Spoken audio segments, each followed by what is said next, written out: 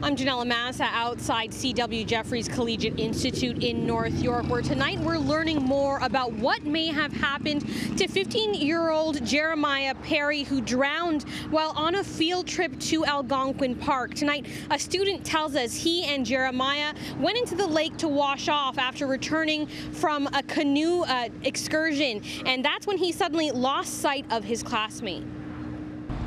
He was running to water, and he went inside of water, and I was swimming, and something pulled me down. Okay, something touched my, something pulled my before my left leg and after right leg. I was looking around, and there's no Jeremiah. Where's Jeremiah? And I thought, where's Jeremiah? And Miss told, yeah, where's Jeremiah? Now, Balsi says Jeremiah wasn't wearing a life jacket, but there was a lifeguard nearby. Yesterday, the TDSB told us students from CW Jefferys had to pass a swimming test at the school's pool before being allowed to go on the trip. But today, amid reports that some of the kids didn't know how to swim, the school's principal would only say that officials are still trying to gather all the information about the tragedy. He added that proper permissions were obtained from students' families. That, student will go on a field trip that is properly permitted and all that stuff. So that Jeremiah went on this field trip we wouldn't have taken him if we did not have permission for him to go. But again, we don't want to get into that kind of conversation here today. I know, and again, we are looking for answers. I get that, but this matter is an active investigation. Everybody is sad about this, and for me, actually, I think that is where the focus for this should be. Now, still ahead, we'll speak with the Red Cross about how even if those swimming lessons were procured, that even those who are experienced swimmers could get into trouble in open waters. We'll also talk about some of the danger signs that parents and those supervising others in the water should look for when they're looking for people with signs of distress while swimming.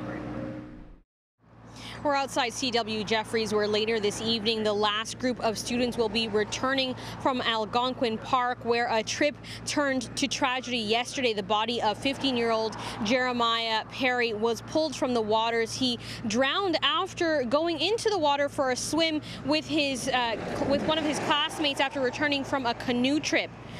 Now, the big question today is whether students on the trip were properly tested on their swimming abilities. Jeremiah's classmate says he did pass a swim test, and there was a lifeguard on duty at the time he went missing, but he wasn't wearing a life jacket. And the Red Cross says even if the swim test protocols were followed, sometimes even confident swimmers can struggle in open water.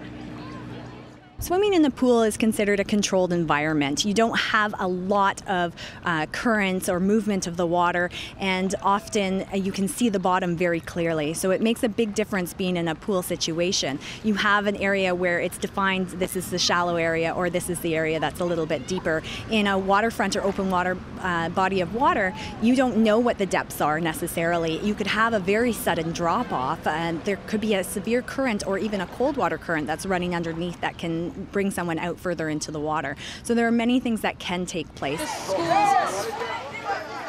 The school's swim test is based on the Ontario Physical Education Safety Guidelines. The requirements include being able to swim 50 meters and to tread water for a minute.